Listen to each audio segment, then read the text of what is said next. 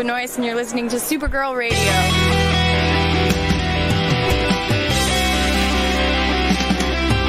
I think the CW are just trying to win the time slot war with Supergirl Radio. Supergirl Radio is going live every night of the week. How do you like it? Is becoming a human burrito a plus or a minus? I don't know. It does seem snug. I mean, they say you are what you eat. Oh no. Yeah.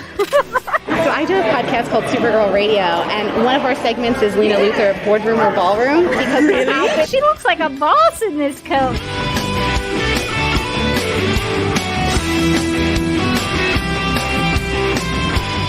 Is Nasty Luthor like a different Luthor? It's not just Lena being mean? No. Helen Slater here. It's so fun to know that you're hosting a podcast called Supergirl Radio.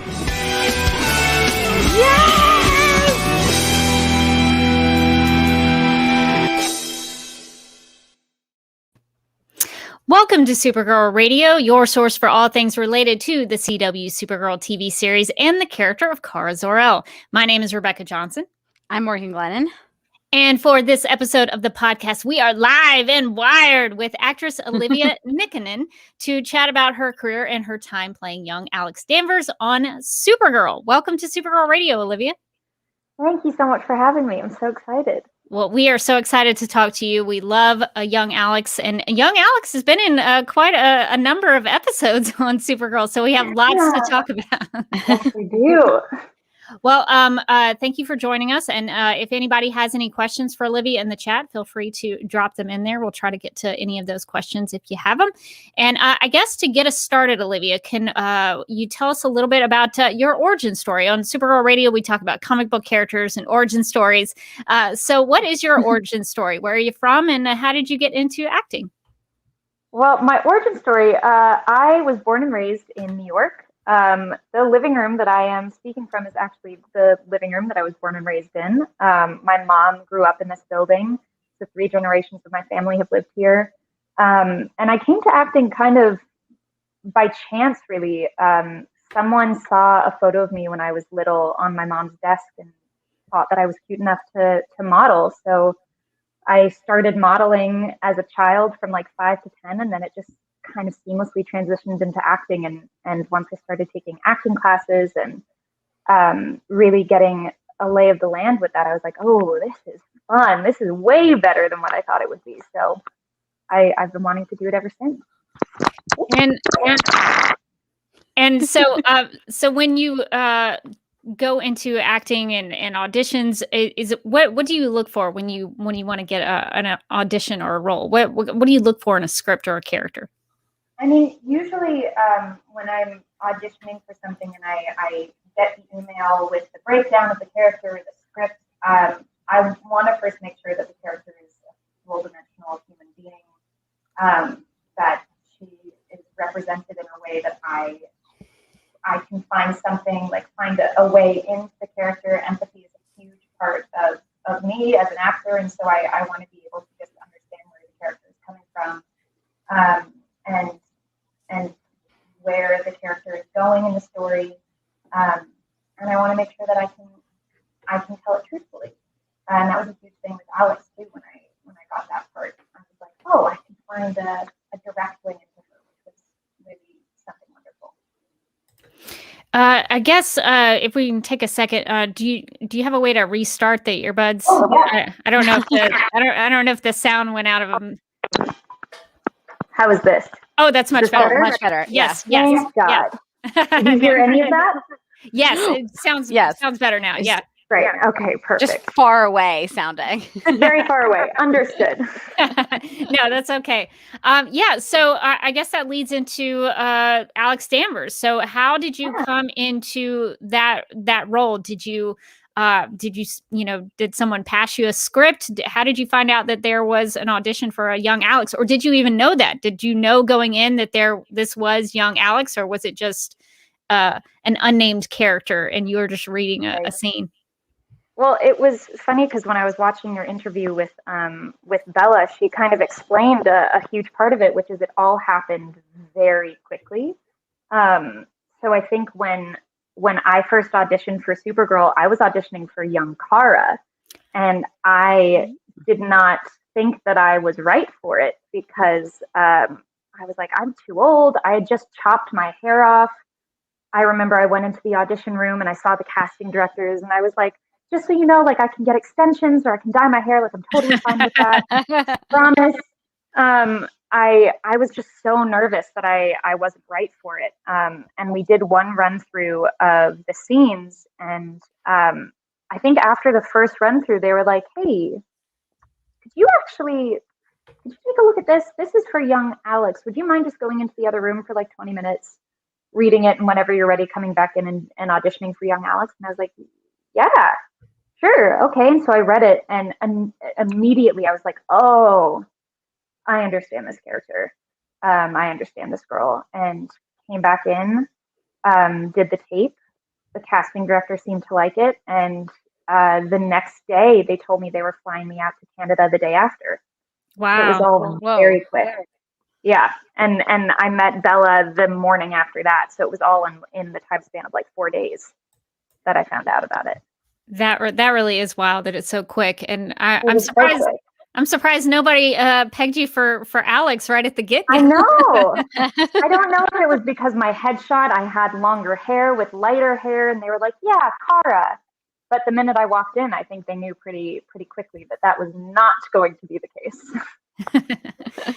Well, and you mentioned Izabela. So what was it that you think made that work with the two of you on screen? Because, I mean, just from a viewer perspective, you all totally nailed Cara and Alex. So what was it, do you think, that made that gel and work on screen? I mean, I think pretty quickly from our first interaction, we understood that we trusted each other. And I think that's the most important part of their relationship, is their trust and their respect. And so I think once we laid that foundation, we went out to dinner later that night. My mom was there, her mom was there. So like the four of us all got dinner and got to know each other. And we just started to have fun. And I think a lot of our relationship is in the filming of it too. Like all of the way that we're goofy with each other, like especially this past time when we went to Canada, it was just the two of us there for 2 months and we were just running around having a ball, and then we would get to go to work. So she's one of my closest friends. So I think you're just seeing our friendship on screen. And I think that's why it works so well. That's great. That's so cool. Yeah. Well, and speaking of how, quick it was and recognizing that you could maybe fit for young Alex, did you, before you were going into that, had you watched Supergirl before, the TV series? I mean, I hadn't watched it religiously, but I'd seen a few episodes. And I think when I got the audition, I went home that night and I just watched it for as long as I could, and then just kind of let it go and trusted that whatever was going to come out of me would either work or it wouldn't. And I guess it worked. So you knew who Alex Danvers was going into it? Yeah, I think okay. I knew, but I wasn't paying attention to her necessarily. I was like, I'm going in for Cara. So let me pay attention to Melissa Benoist and see what she does. I could do that. That's fine. Yeah. So I'm very curious about the audition process. Is it like I see in the movies? Do you have to wait in long lines and go in one by one? What is that process like when you go in to audition for a role for a TV series? I mean, it's mainly you walk into a big waiting room. It's like you're waiting to go see a doctor or something. You sit silently amongst other people who somewhat look like you or don't at all, and then you freak out. You look at your sides, which are the scenes that you get for that specific audition. You say them aloud to yourself. You try to figure out different ways. Mainly for me, I just try to calm myself down. I'm a person with a lot of anxiety. So when I'm in the audition room, my main focus is just to like calm myself down and let it go and see what happens. But then they bring you in one by one. You work on it with the casting director and they say, okay, thank you. Have a great day.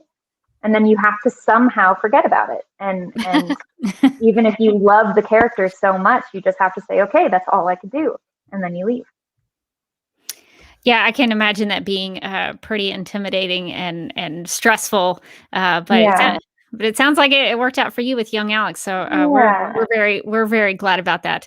Does it usually go as fast as that process for young Car and young Alex went? Because when we were talking about to Izabela earlier, it was like, and then the day later we were shooting. It's like, I think that was one of the first things that we bonded over was when we both got there. We were like, when did you found out, like last week? Yeah, okay, I found out yesterday. I have no idea what's happening, but I guess we're going to be on this journey together. Normally it takes like weeks to find out whether you get something or not. So that was a true gift that it was painless enough to just get there and start the job. And when you go into a role like this, where you're having to play a young version of an established character, a main character, probably I would say that the second lead on the show. How do you prepare for that? Do you just watch a lot of Kyler Lee? How do you manage to go in there to try to see if you can adapt to what the adult, the grown Alex is doing to adapt it for the young Alex? Yeah, I mean, I, first of all, was already a huge fan of Kyler before I even found out that I got this job. When I was in high school, I binge watched Grey's Anatomy. And so I knew of her, but I'd never studied her before. And so I think the main responsibility that I felt was honoring her portrayal of Alex. And what was really helpful is when we got to Canada, one of the producers called both Bella and myself and said, so here are the most important episodes for your character that you need to watch so that you can understand where you eventually end up, and also so that you can just study the person that you're trying to play. So a huge episode for me that I pulled a lot from was the episode that Alex comes out and realizes that she's gay. And I studied a lot of her mannerisms in that episode, and studied the cadence of her speaking, and I studied the cadence of the way that she walked and the way that she yelled at Kara. Like, that was a very specific thing to get down. I did a lot of yelling at Bella. So that was mainly what I focused on. That's awesome. I hope you watched season 2's Alex episode where she saves herself from drowning by using her pants. Yes, that was the other episode. It was a huge classic. I said, well, I hope I get to do that in this episode. One of the best Alex Danvers moments of the series, in our opinion. So you talked a little bit about studying Kyler's mannerisms and her movements and her cadence and the way she spoke. But what did you personally want to bring to the character of Alex? Was there anything that you kind of wanted to put your own spin on? Yeah, I mean, I think like what I spoke about before, when I'm trying to find my way into a character, I really want to make the character empathetic. If they're not a villain, even if they are a villain, it would be fun to make people care for them. But I think Alex had a lot of hard things to deal with when she was growing up, and I wanted to highlight the fact that she was just trying her best, and that she, even though she couldn't communicate things in the way that may have been the healthiest, she was still a young girl trying to find her footing in the world. And so I think I really wanted to bring my own experience as a young woman in the world to that character and show that there was vulnerability in her strength. Sorry, Morgan, do you have a question? I was gonna say, how did you think that she progressed? Because you were in a couple of different episodes. You were in season 3 and season 5, and now again in season 6. And did you see a progression in Alex's character, young Alex's character, as you got to sort of dip in and out of the show? Yeah, I mean, that's what was so cool about continuously coming back, is seeing where they placed her every time.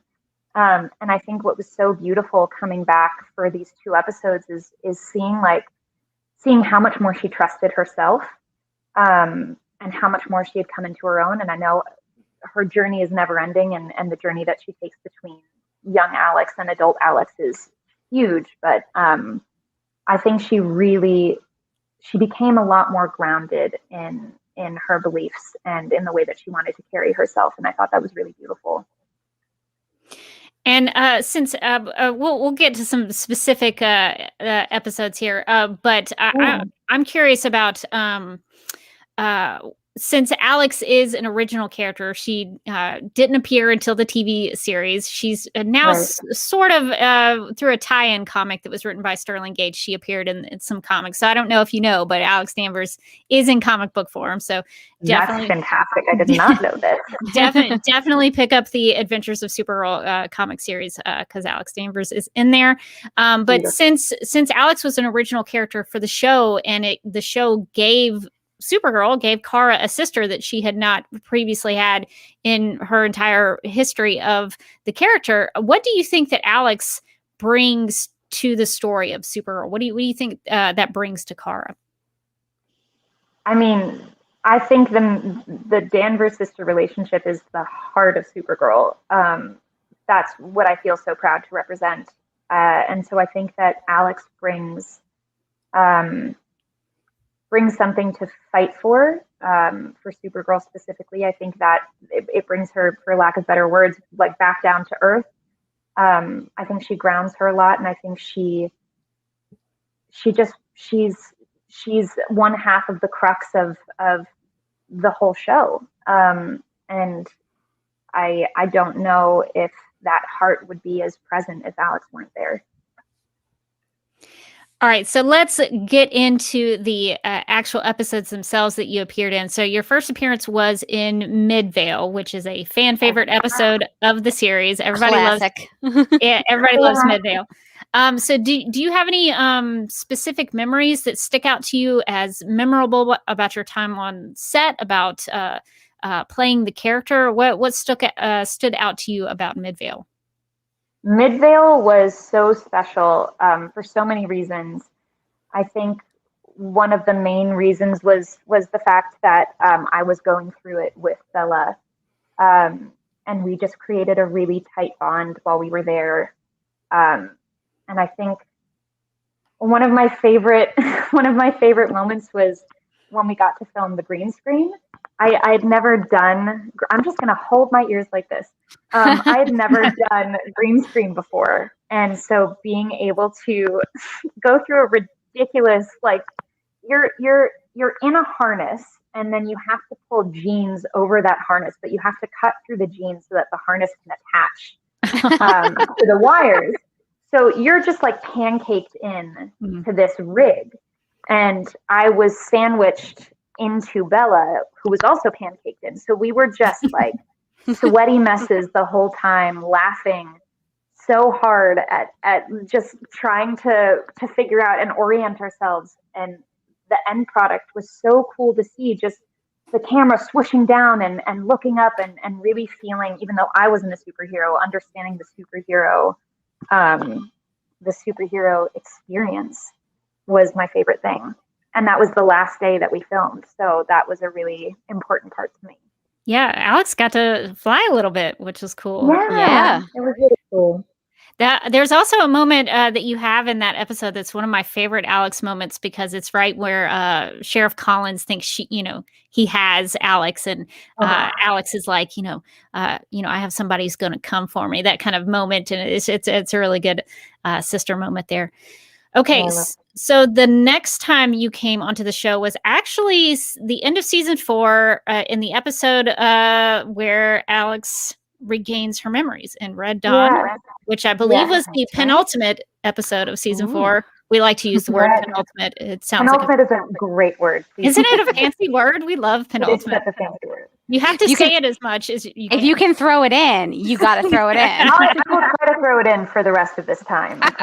Please do. Thank you. We appreciate it. Reference penultimate as much as you can.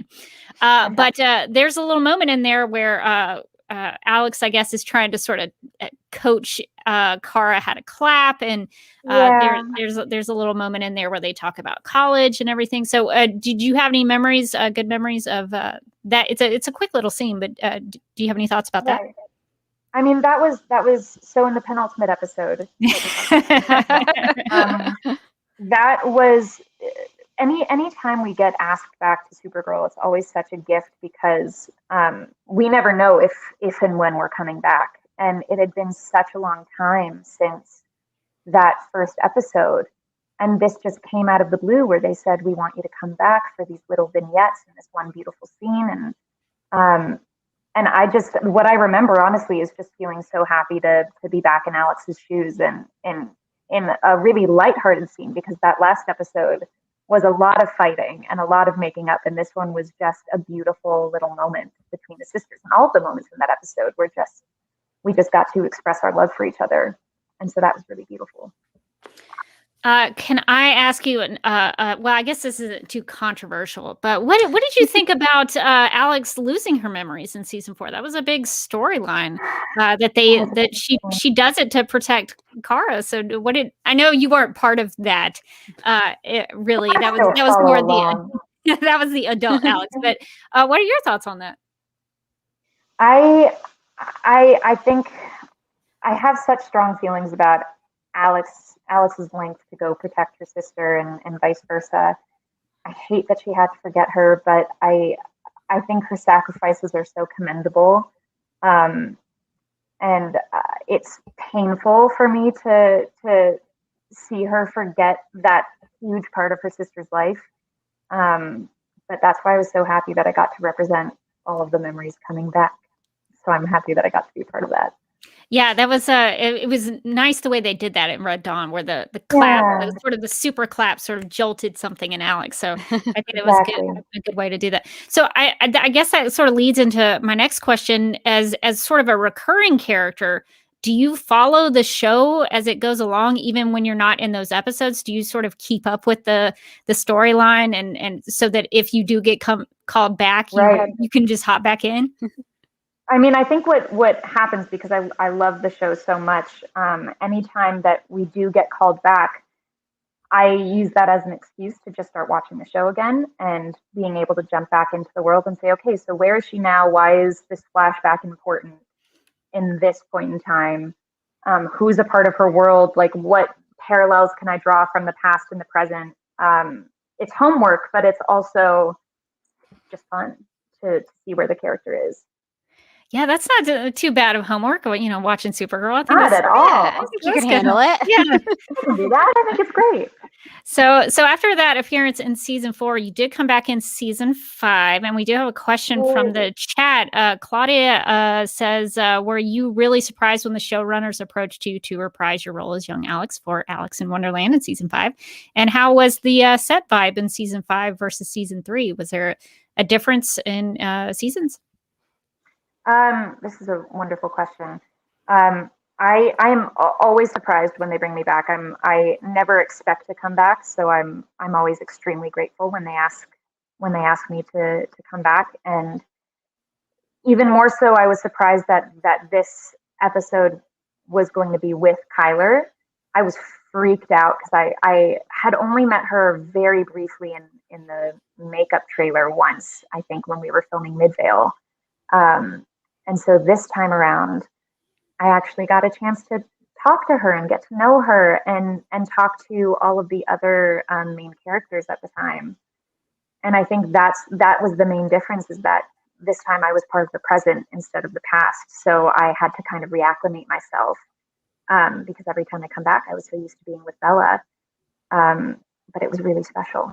It was really special to do that with her. Yeah, and speaking of, in this most recent season, you got to get directed by Kyler. What was that experience like? I did not find out that she was directing the second episode until I got to Vancouver. So I remember getting into the van to go to set the first day for the first episode, and my driver was like, "Yeah, so how excited are you for the second episode?" And I was like, "Oh, I'm so excited." And she's like, "Yeah, Kyler is so excited to direct." And I said, "Excuse me? Say that again, please." And then I immediately texted Bella. I was like, "Did you know this?" And she was like, "No." And so we both got to freak out about it. And Kyler was just the most gracious and warm and generous director I could ask for. It was truly a dream to be able to be directed by her and to kind of watch her from a distance step into this new role and see her kick ass. It was amazing. we were really excited because we were like, what better episodes for her to direct than like, young Danvers sisters episodes, which are always our favorites. It's amazing. Did she give you any input? I know you had studied Kyler previously, but did she give you any direction on maybe something that Alex could do, or the way you were standing? What kind of direction did she give you? Because that must be kind of, I don't know, was that awkward for you to have the actress who plays the older version of the character you play directing you? Is that a weird thing, or was it helpful to you? I think it was really helpful because she never made it anything but an exciting experience. I think she was so passionate and is so passionate about the Danvers sisters story and about Supergirl. And I think everyone on set was so excited for her too. So I just wanted to lend myself the best I could to this entire experience. And she was just so specific with the notes that she gave. She would just pop in and say, I think this is a really good moment for you to put your hands on your hips. This is just a little nod to the future. If you could just do that at that point. And I'd say, yeah, I got it. And then, another scene, I would just do it instinctually. And she would say, oh my God, that was amazing. That was perfect. We don't have to do anything else. Or she would just give little nuggets of information to let us know where she thinks the story should go with the sisters. And it was really beautiful to be able to experience that with her. And I hope we did her proud. Oh my gosh. I can't speak for anybody else, but there is a moment in the I guess sort of the fortress barn where you did do something with your arms. And I was like, oh, okay, that really actually kind of tripped me out a little bit, because there's something about the sort of the movement of the jacket. It was just like Kyler as the older Alex. So nailed it. Thank you so much. I think it's she was just so good at giving us these hints so that we could come up with our own interpretation of the character, but still be truthful to where they end up. And even if it's just hands on hips, like authority, that's so true to who Alex is. It was just so fun to figure that out with her. We have another question from the chat that maybe we could get to really quickly. Excuse me if I don't pronounce this name correctly, but I think it's Now. Asks, what is your favorite moment of being Alex? Hi from Mexico. And Olivia, you nailed it with your acting. So do you have we sort of talked about Alex Danvers saving herself with her pants, which is like one of the best Alex Danvers moments. Incredible. Classic. But do you have a favorite Alex Danvers moment? Separate from me, I think my favorite Alex moment of Kyler's is that episode when she comes out. I think it was the most beautiful and real and important performance that she's done, and I just think it's so beautiful. So I go back to that a lot. But with me acting as Alex, I think my favorite, it honestly goes back to the Midvale episode when Kara and Alex are sitting in the cafeteria and they're slowly becoming friends for the first time and deciding, everyone else hates us, but at least we have each other. That was really the first time that the role really felt lived in, and I found my footing with her and I found their relationship. And I found my relationship with Bella within that too, which was really special. Oh, I just kicked Olivia out because I pushed the wrong button. Okay, so you have that moment as a favorite Danvers sisters moment, but is there a moment between the adult Kara and Alex as a Danvers sisters moment? Do you have a favorite scene of theirs? Oh my gosh,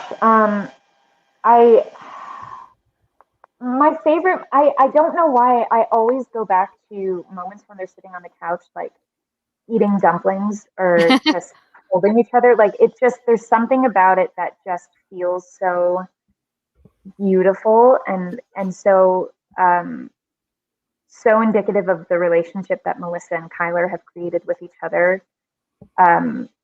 It just makes me feel so good to see them being able to be sisters and not constantly saving each other's lives or someone else's life, but just being able to live and be there for each other. I think is really special to me. Yeah, we love those couch scenes on the podcast. We talk about them all the time. Like, oh, there's a couch scene, or like they're ordering pot stickers or pizza or whatever. They're cheersing their pizza. Beautiful. It's just so real. I love them. And speaking of their family, I don't want to get out of here without asking you about Helen Slater, because she played Supergirl. So do you have any good memories of working with Helen? Helen is one of the sweetest, most generous people that I've ever worked with. I think when we met on Midvale, she was just so excited to tell the story with us, and was just there to kind of be a mom to us on set too, because we were both really young. I know Bella was 16 and I was 18, and it was my first time filming a job away from home. And so she was just very gentle. Her energy is just like a weighted blanket, like, one of those anxiety blankets. Anytime she spoke to me, I was just like, keep talking. I love it. And so it's just, she was just wonderful to work with, and felt so motherly, and she's freaking Supergirl. So it was so cool to be able to work with her. Yeah, Eliza and Alex's relationship is very important, so I wanted to ask you about that. And also Helen Slater, obviously. And so I guess one of the things I kind of want to ask you about season 6. So I don't know if since you sort of were following the show, did you watch all of Crisis on Infinite Earths and all that? Were you aware that things had changed about the universe? Did that ever sort of come into play when y'all were talking about things? Do you think Alex's story changed post-Crisis, or did you just try to kind of focus on what the script was doing?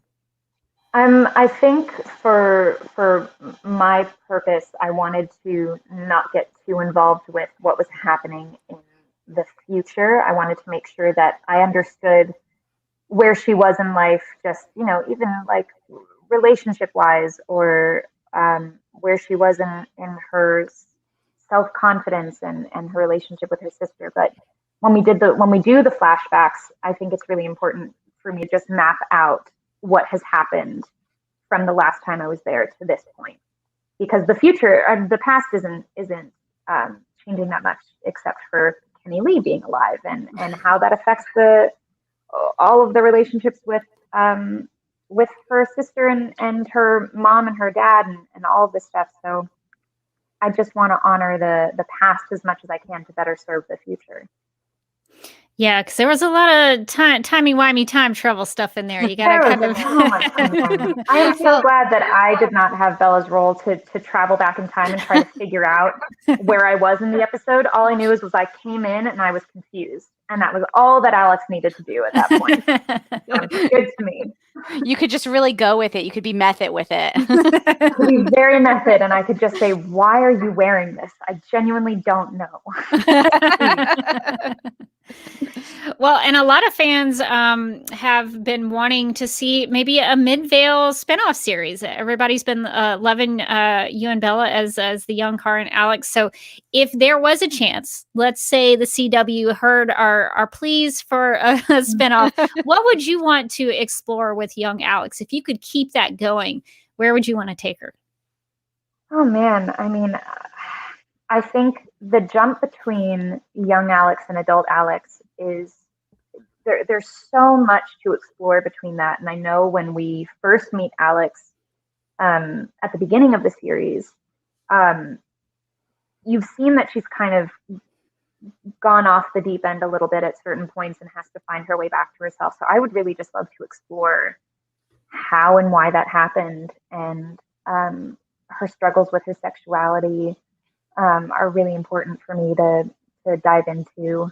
Her relationship with herself and her body, and obviously her continuing relationship with Kara. I think those are all really, really wonderful things to unpack. So I would just like to see her continue to come into herself. Yeah, I think you would have a lot to do, because we've had a listener who's actually in the sciences explain to us how improbable Alex's credentials are, like how much stuff she's gotten done in the amount of time. It's it's like she went through a bad girl phase, but also she got like a PhD. She's working at the DEO. She's like in her early 20s. No. I would love to figure this out with her, so that would be great. So we could get you in there to kind of straighten out that timeline. How did it all happen? I would love to iron any of that out for you. Maybe you have like a Harry Potter style time turner. Maybe that's involved. Exactly.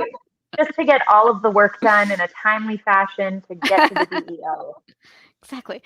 We actually had a question come in from Twitter that is kind of on the idea of the Midvale spinoff. Like, if there was a Midvale spinoff, would you want to see Alex's coming out story happen at a younger age instead of where it originally happened, or do you think it would change Alex too much? I feel like that's one that I've talked about with other people too, where they talk about the Midvale, the idea, and be like, would we want to see her, that storyline kind of come later? Because Crisis makes everything possible now. Crisis does make everything possible. I think I can think about it in two ways, right?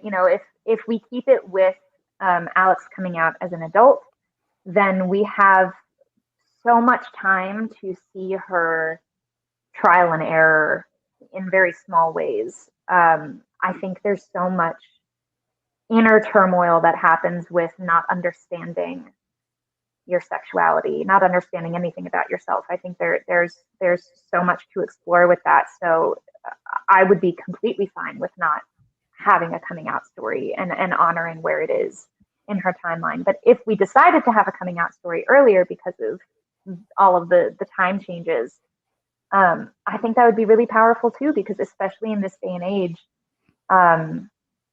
I think the topic of sexuality is just so much more fluid and so much more open, and it would be really interesting to see her try to figure that out, whenever they decide to have it in the timeline. I think it would be a beautiful way to honor it as well. So we've talked about sort of the young side of Alex, and so this is going to be a big question. And Izabela had a fair response to. I asked the same question to her as well. Yeah. She gave a beautiful answer about letting Melissa mostly take it. So I imagine you want Kyler to answer this for the most part. But since you are so connected to the character of Alex Danvers, what do you hope for her, for the character, by the time the show ends? I think what I would love for Alex, and I'm obviously also using Bella's answer and saying, please, Kyler, take the lead on this. I think what I would love the most for her, because she's constantly sacrificing so much of her life, and I think that's so just so valuable to her character and so indicative of who she is. But I would really love to see her go on her own journeys and her own adventures and trust herself enough to leave the relationships that she has at home, trusting that they'll still be there, and seeing what else she can discover about herself in the future. So whatever that means, I think I'd just like to see her continuously become whomever she's meant to be. Okay, I have two questions, and then we need to. Would you be willing to play a little snap judgments with us? I would love nothing more than to do that. Okay, yes. All right. Two quick questions, and then we'll get to that because we want to honor your time. But I didn't ask you earlier, and I try to remember to ask this of everybody who comes on Supergirl Radio. Was the TV show the first time you encountered the character of Supergirl in general, or had you known about Supergirl before you went to audition? The TV show was the first I ever encountered Supergirl, and it was a wonderful introduction. It's amazing. Once I knew about the show, then I looked back into the history of it. But this was my first step into the world. That's cool. That's cool to know that the TV show is bringing new Supergirl fans in. So I wanted to get your answer on that, and just to kind of close out our talk about Alex. What does playing the character of Alex Danvers in the young Alex, I guess I should specify. What does it mean to you to play Alex? It means so much to me. I think honoring any journey of a young woman's that is her trying to figure herself out and also trying to take care of her family, and be responsible. It's just so impressive to have a character like this, a character like a young woman like this written. And so to be able to play such a smart, no BS girl who's also still struggling with so many parts of herself. She's just so complex and has so many layers to her. And I it's just so special to be able to portray all of that and continue to grow with her as a young woman myself, you know. Well, we certainly have enjoyed your portrayal of Alex. So thank you for what you bring to the character. All right. Well, if it's okay with you, we'll play a little snap judgments, and we'll have an intro video that will sort of explain the rules. Not very difficult, but we'll explain the rules, and then we'll come back and we'll make some snap judgments. In the game of snap judgments, each person is presented with 2 options, but must only choose one. First instincts are recommended, and explanations are unnecessary.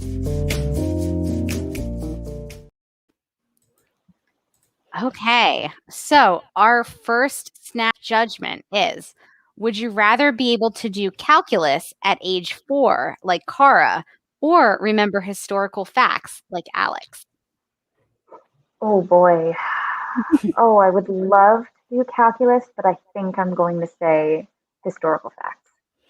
Nice. I have a very bad memory when it comes to history, and I would love to not have that problem. That would be great.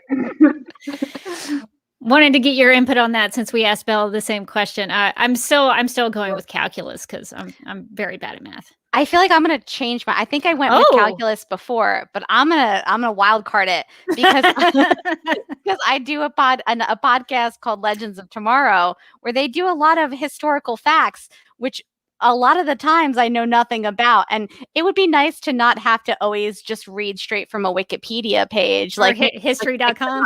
History.com. History.com is a solid website, let me tell you. Oh, yes. I couldn't agree more. Our next snap judgment is, which villain was the worst? Naxum Torque or Sheriff Collins? Oh, I think Sheriff Collins. Sheriff Collins, in my opinion, is, I mean, Kenny. Who could do that? No, Sheriff Collins can go. He can leave. I don't need him anymore. I have such a distaste of Sheriff Collins. He killed Kenny. He tried to kidnap and kill Alex. He was a bad guy. Who's going to point a gun at me? Yeah, how dare they? How dare he? You're a delight.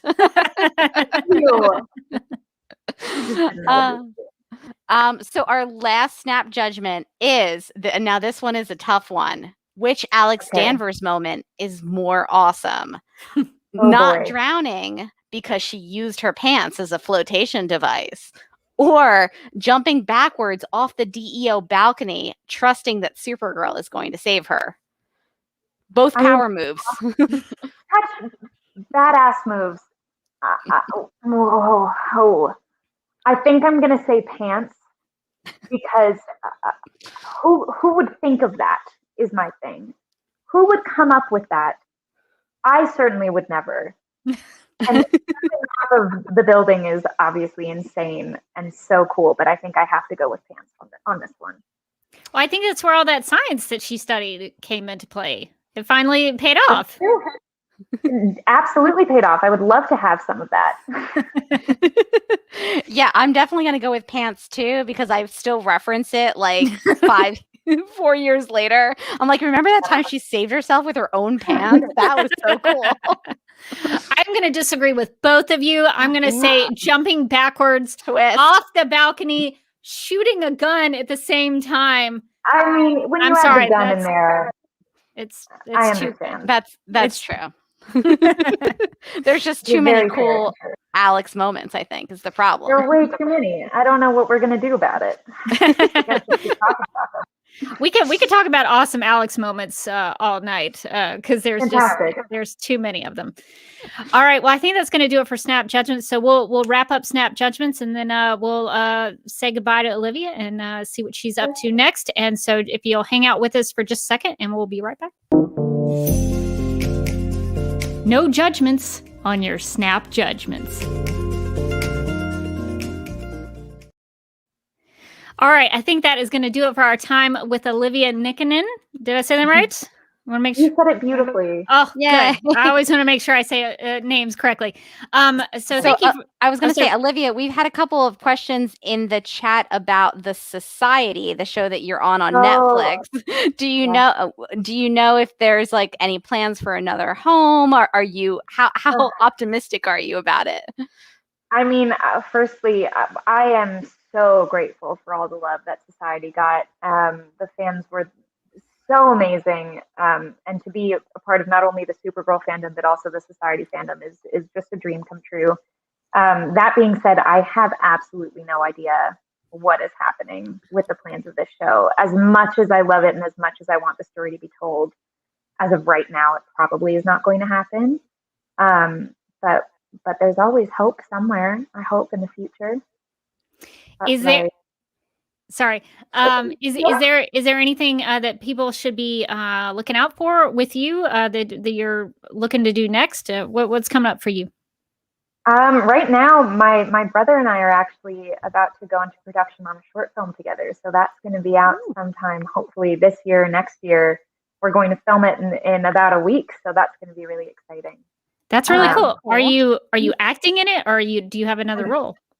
I wrote it with him, and I'm also starring in it. So that's awesome. Really beautiful. Yeah, I'm super excited about that. Oh, that's cool. What is it about? If you can give us like a little. No, that's fine. It's the short tagline is it's about two estranged siblings who are meeting in a diner, dealing with their shared grief after their mother passes away, and how they heal their own trauma together and finding catharsis and connection. That sounds really cool. That sounds really good. Thank you. And is the best way to keep up with you on your social media accounts? Is there a best way to? On my Instagram is probably where I am most active. At Olivia Nikkanen is what the name is. So that's where you can find me. Yeah, and if you're following with us on this live stream, you can click on that link in the video description. We'll put that in the audio podcast show notes as well, so you can follow Olivia and see what she's up to.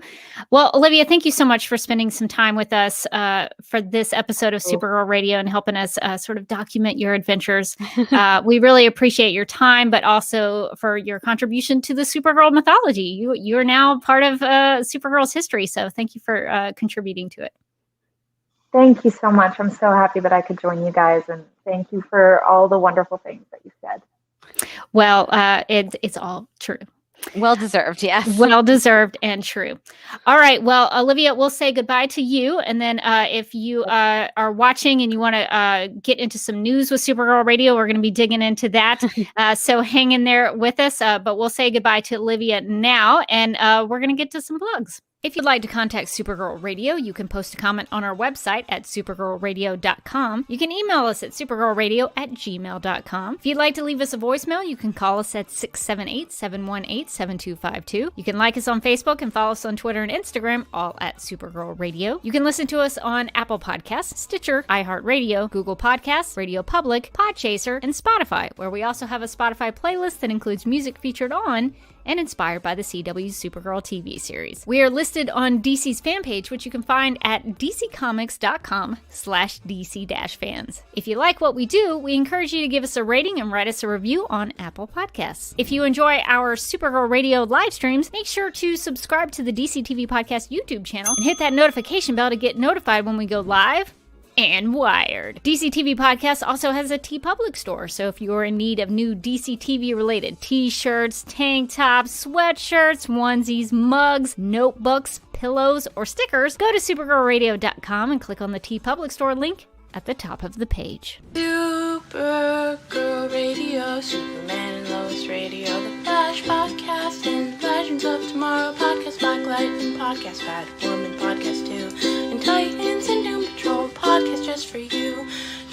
Sleek Dark Podcast, Green Lantern Podcast, Stargirl Podcast, Strange Adventures Podcast, and finally my favorite of the bunch, DCTV After Dark, where you're allowed to say fuck. I got to get back in touch with Madeline and see if she'll maybe come on Supergirl Radio and do a live performance. I wonder. I wonder if Madeline will teach me something. Maybe I can play a little ukulele with Madeline. That would be fun. We're gonna have to get like an instrument for me to play, like a triangle or a little tambourine or something. I'll just like shaker. Drum on the desk. I'll be like, we can really be live and wired then. Yeah. So if you want to go over to the T Public store, we've got some stuff over there. Since we talked to Alex, I figure we should, talk about the Alex Danvers merch that we have in the T Public store. So if you are interested in getting some cool Alex, I don't want to say swag, because swag means stuff we all get. Not everybody, we're not giving this out, even though I wish we could. But this is Alex merch. We have a bunch of designs, mugs, t-shirts, sweatshirts, all that kind of stuff. So if you need some Alex stuffs to show your Alex love, the DCTV Podcast T Public store has some cool things in there. And Morgan, we have some news. Let me get down to the news section so I can look at it. So I guess we need to get to the news. Seamless transition. So smooth. It wasn't like clip or anything. I have no yards, just too many. But yes, so let's talk about a few news items that we need to get to. So the first one is on June 17th, the Hollywood Walk of Fame announced its class of 2022, which included Supergirl and Arrowverse, because he's basically on every DC TV show known to man. Executive producer Greg Berlanti, he's going to get a star. In a press release, the organization wrote, quote, a new group of entertainment professionals in the categories of motion pictures, television, live theater / live performance, radio, recording, and the newest category of sports entertainment have been selected to receive stars on the Hollywood Walk of Fame by the Walk of Fame selection panel of the Hollywood Chamber of Commerce.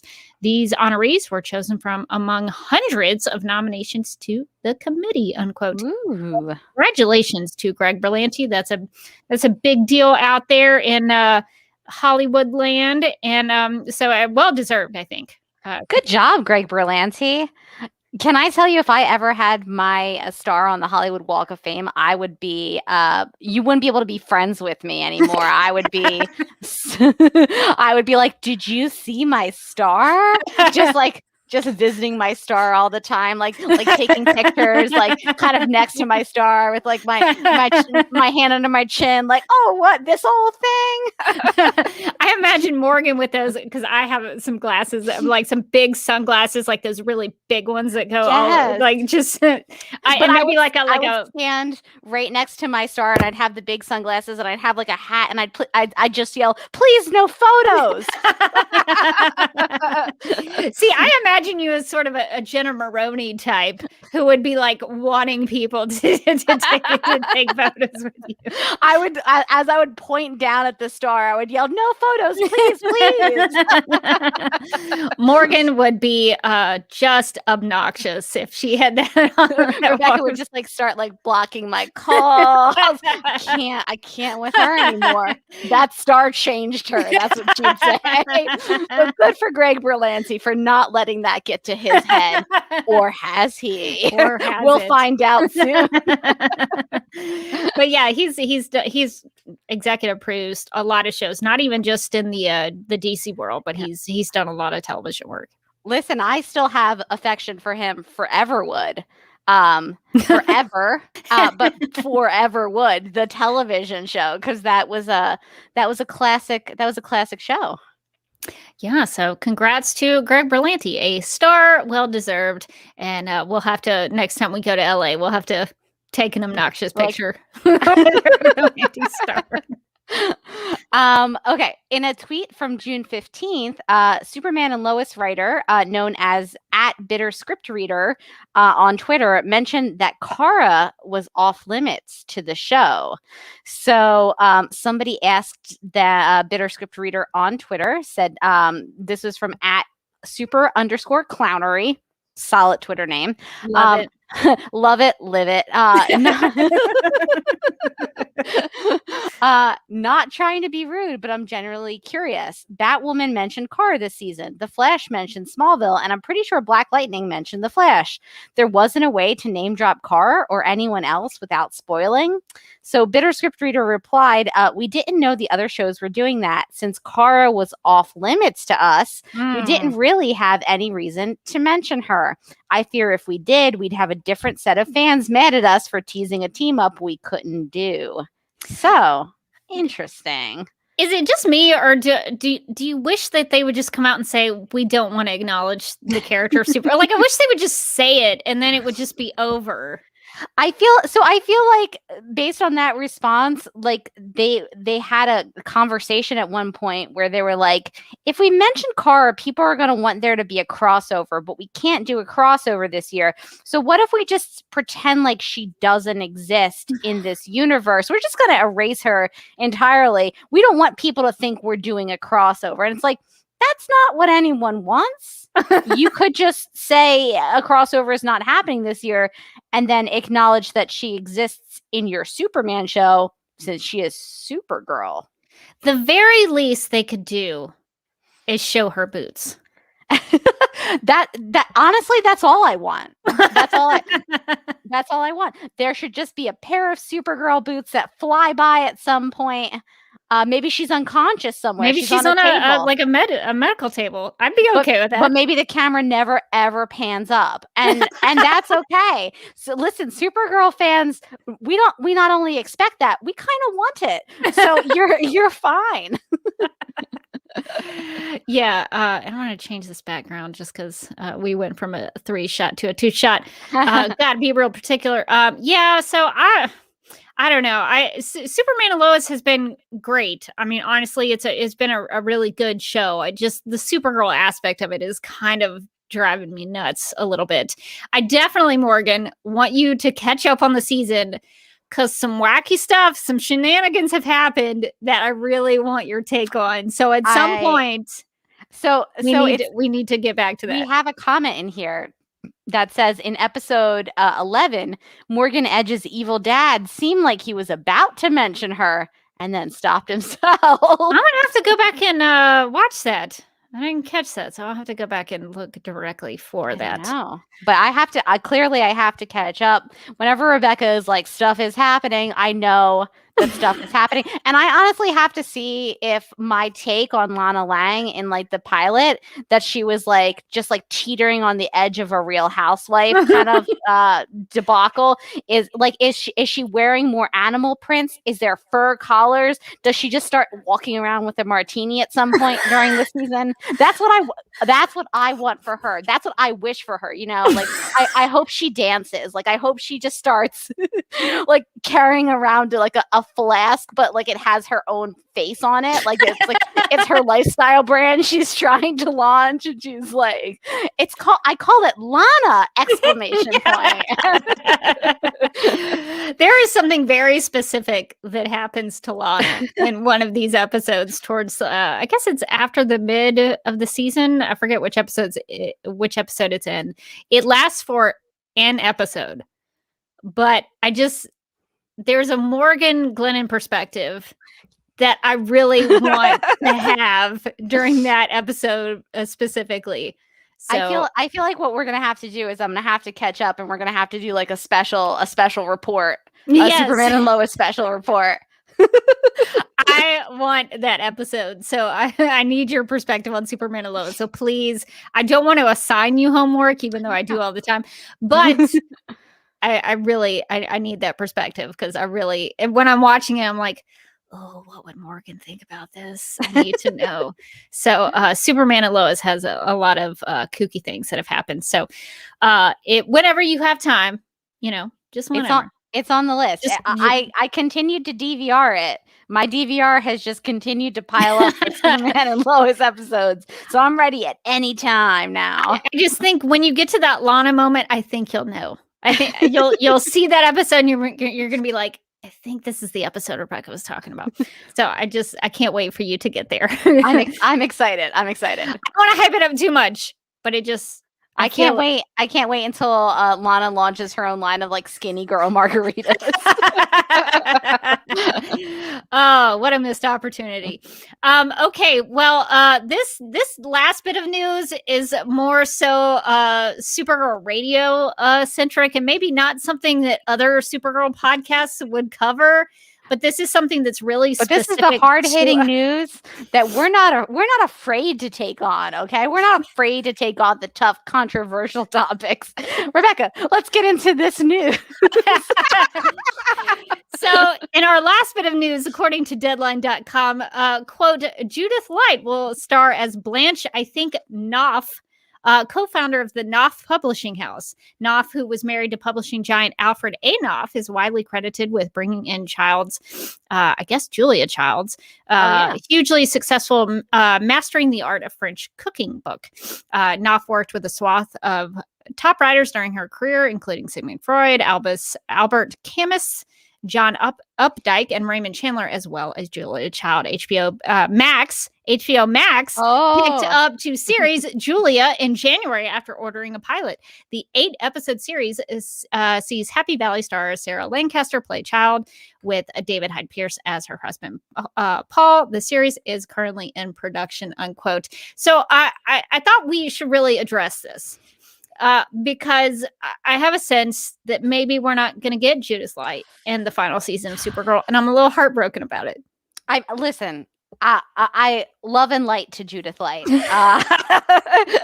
This seems like a great opportunity. She's going to kill this part. I know it because she kills everything, because we damed her. Do you remember we damed her? We have previously damed Judith Light. So I know that she's going to really take on this role and make it her own. But for us here at Supergirl Radio, there's a sadness to this news. Because it means that she will probably not be available for the guest star that we all want and may need, I think, going into the last stretch of episodes in Supergirl. We've asked for so many things during this podcast. What is a little thing like bringing on Dame Judith Light just for us? There were so many potential opportunities for a guest cameo, but I don't think we're going to get it. It doesn't seem likely. It's a little disappointing, but good for Judith Light. She's on HBO Max, so stay in the Max family. We here are Maxinistas. That's what we call ourselves. Do we just named ourselves Maxinistas. Yes. I'm trying to make it happen. I've never worked for anything harder in my life than I have for some sort of promotion from HBO Max. Like, imagine how hard we'd work if you paid us. And maybe we just need to put together an HBO Max reel. And we're just going to do like a clip of all of our promotion and send it to HBO Max. Just tag them on Twitter. Oh man. Well, so we're not going to get Judith Light probably. Although I don't know. I think they're still shooting the last couple of episodes.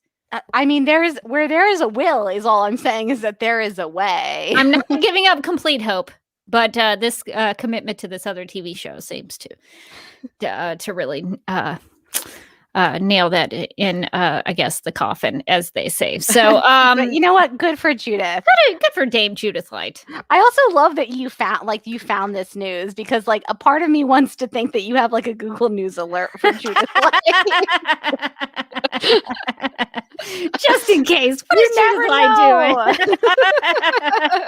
No, I just came over the old Twitter timeline. I was like, oh. Judith Light news. Like I got kind of excited when I saw it. And I was like, oh, no, it's not Supergirl. Doesn't have anything to do with Supergirl. But yeah, so we just wanted to mention that for everybody who was really needing the Judith Light update. I know we have a lot of Judith Light super fans on this podcast as well as ourselves, so we just like to give the occasional update on what she's up to.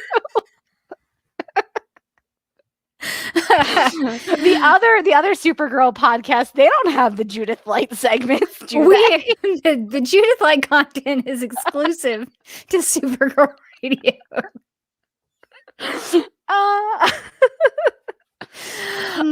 We do have a quick question here, I guess, that's not related to Judith Light, but I guess we could cover it. Although, wouldn't it be great if Judith Light was a part of Batwoman? I wish. But Donna asks, after Batwoman's finale, do you ladies think we might get a Wallace Day Kate Kane cameo before the finale of Supergirl? That's a good question. What do you think, Morgan?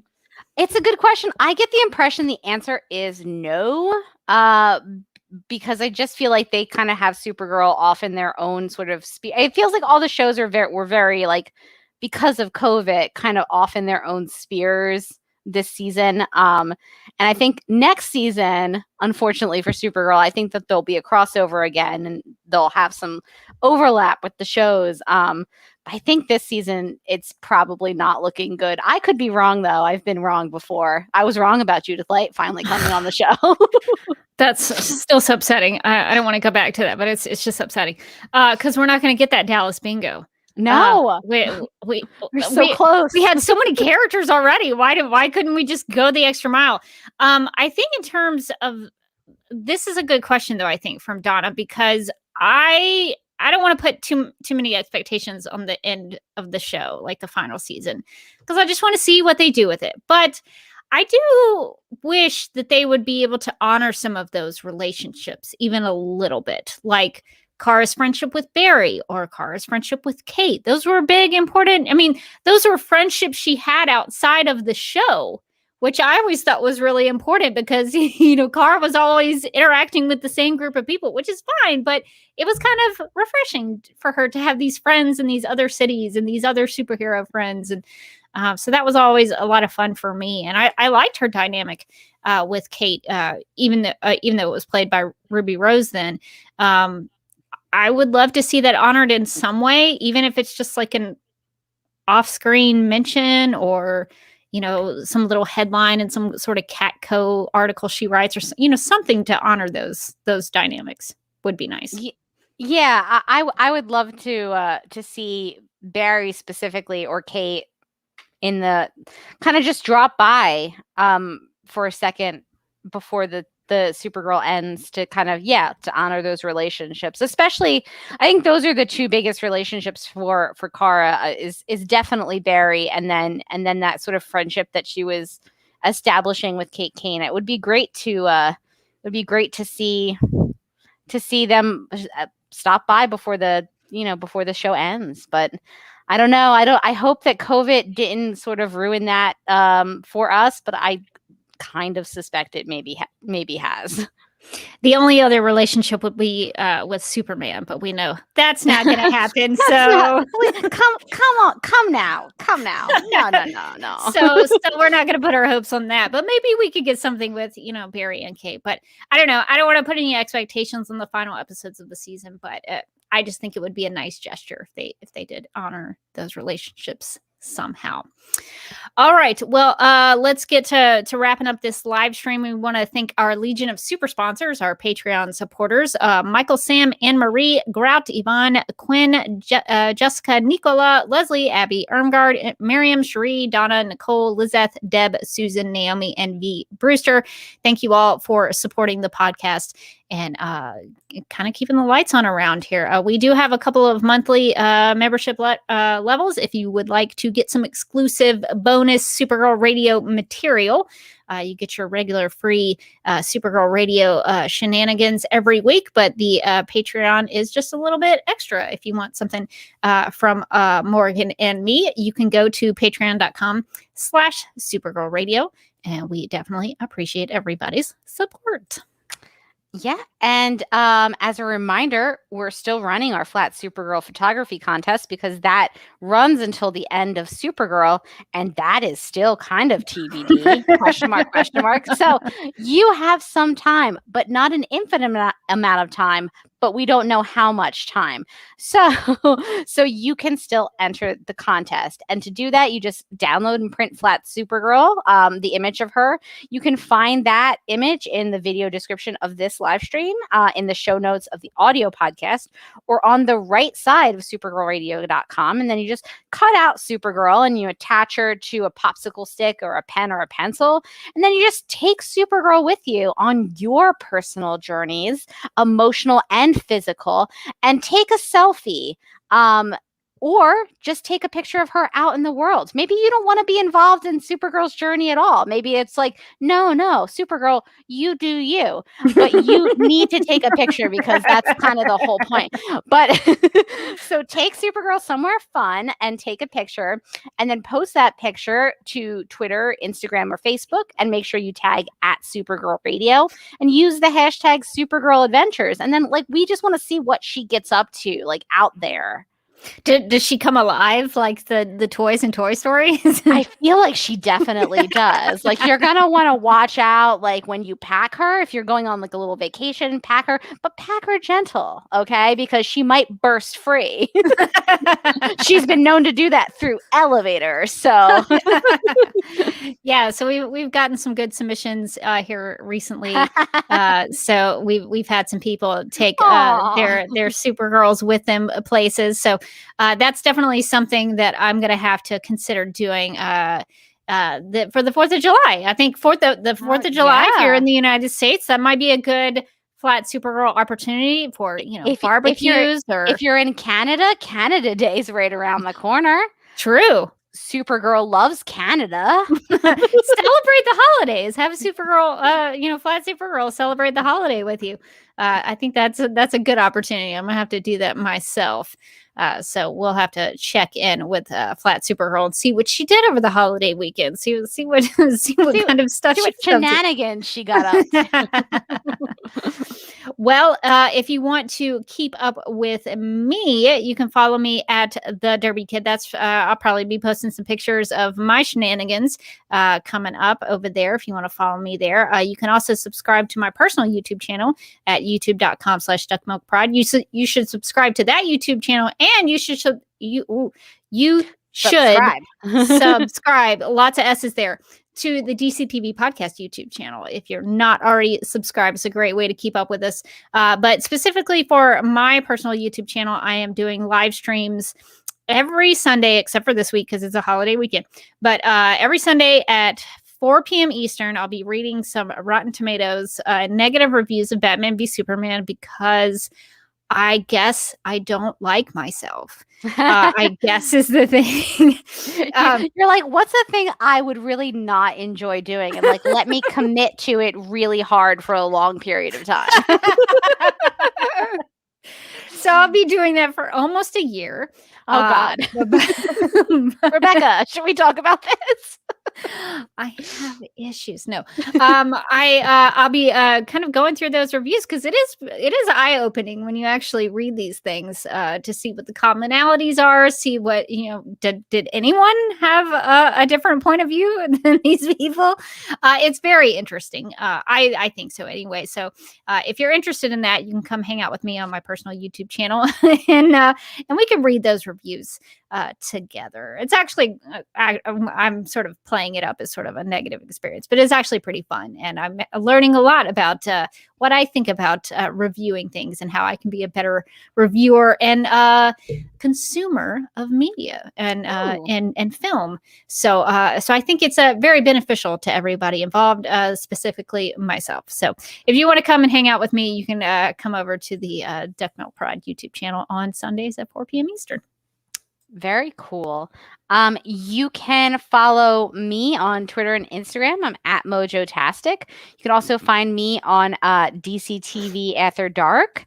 And then you can find me as a co-host on the Legends of Tomorrow podcast, where we are talking all kinds of historical.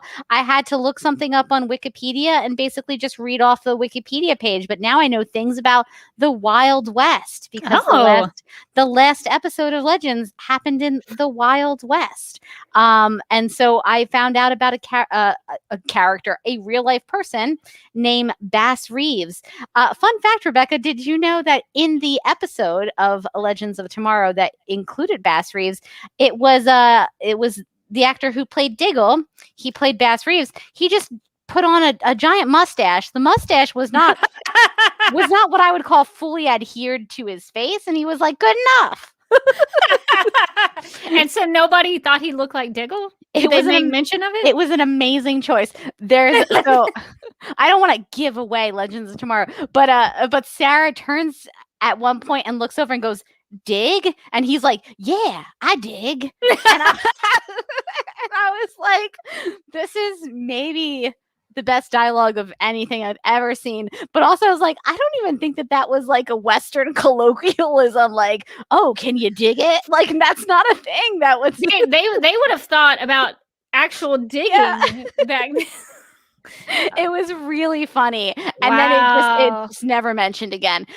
It was incredible. I believe I think David Ramsey actually directed that episode. And so I guess when they were coming down to casting, he was like, oh, dude, I can do it. Just give me that mustache. And they I imagine he slapped it on his face and they said, oh, it's not like completely on. He's like, that's good enough. Wow. Yeah, I really want I need you to look up just the clips, just to see the mustache. You know how we talk about like wiggy or working it? It was the wiggiest mustache I've ever seen in my life. It looked like a dollar store mustache. I don't normally watch the show. I just listen to the podcast. But for this specifically, I might need a visual aid. You might need to just look up. You have to see it in motion too. Just see it in motion to really understand how poorly adhered it was to his face. But yeah, so Kat is on vacation. We granted her vacation time. Oh, good. That's very generous. Proper HR channels. We gave her PTO. So we actually have OG Rachel from the Batwoman podcast. She joined us this week to talk all things Legends. So that's fun. If you're a Batwoman podcast listener and you love that podcast, we stole one of your hosts, so you should come over and visit us and see what she is up to on Legends. We had a good time talking about the episode. It's a DC TV podcast crossover. I like it. Exactly. A crossover event. You know, we don't get them on this show anymore, but the podcast still does it. Well, that is very cool. I'm going to definitely be listening out for that because, I'm a big fan of the podcast and everybody involved. So definitely have to check that out. Well, I think that's going to do it for this episode of Supergirl Radio. But until next time, I'm still Rebecca Johnson. And I'm still Morgan Glennon. And as young Alex reminds us, in the real world, we still have people who love us and who want to help us make the changes we can.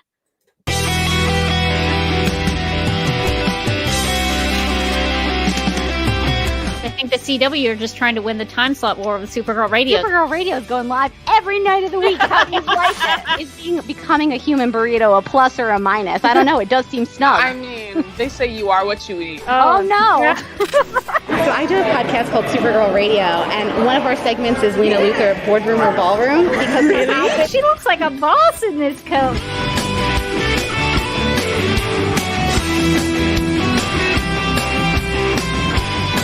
Nasty Luthor like a different Luthor? It's not just Lena being mean? No. Helen Slater here. It's so fun to know that you're hosting a podcast called Supergirl Radio.